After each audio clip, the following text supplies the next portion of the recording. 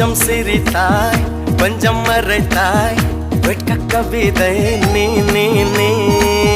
கொஞ்சம் துடித்தாய் கொஞ்சம் நடித்தாய் இரட்டை பிறவி நீ நீ நீ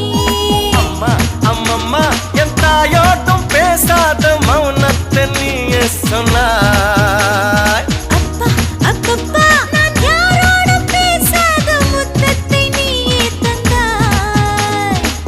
5 வயது பிள்ளை போலே அச்சச்சோ பிச்சத்தாலே கொஞ்சி கொஞ்சி என்னை கொண்டால் பருவாயில்லை